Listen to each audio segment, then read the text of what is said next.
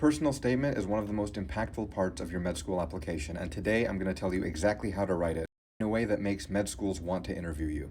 We'll be using my guide for personal statement writing as a reference. The first thing we need to talk about is the most common mistake that people make when writing their personal statement, which is focusing too much on experiences and not enough on why they mattered or how it helped them grow. The second you flip the script, your application will be on a whole nother level. Let's talk about how. The method I've been teaching my clients for about 10 years is called the I method. The EII stands for experience, insight, and inspiration. That's the structure we're going to use to build a powerful personal statement. There are a lot of words on this slide, but I'm going to take you through it slowly. Don't even look at the sub-bullets right now. Just look at the big number 1, 2, 3, 4.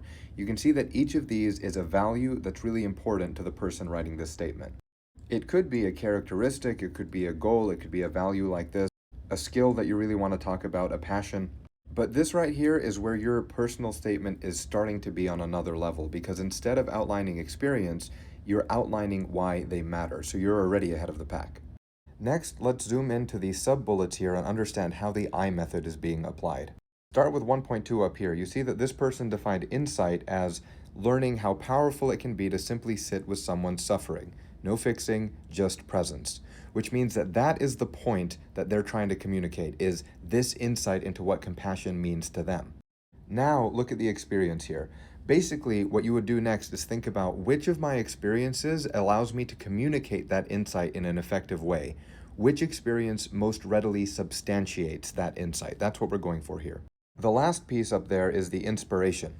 Having had that experience, having gained that insight, what were you inspired to do next? So you can see we're setting up a document that's going to take us through a process of growth in a very coherent way. Let's look at an example of a paragraph built using this method. This paragraph uses the outline heading service, which we saw in the last slide. I'm going to read it to you. A key period of growth for me came the fall of what would have been my senior year. I took time off when my grandmother fell ill to be at her bedside throughout what would be her final months. Those moments taught me the power of presence, the strength of stillness, and the practical burden of caregiving. I carry that memory with me into every care relationship, hoping to offer the dignity, comfort, and warmth whose value she taught me. Notice that this wasn't a paragraph about how sad they were or how hard it was or all of the different characters involved. It's not a pity party. It's about what they learned and how it informs their candidacy for a career in medicine.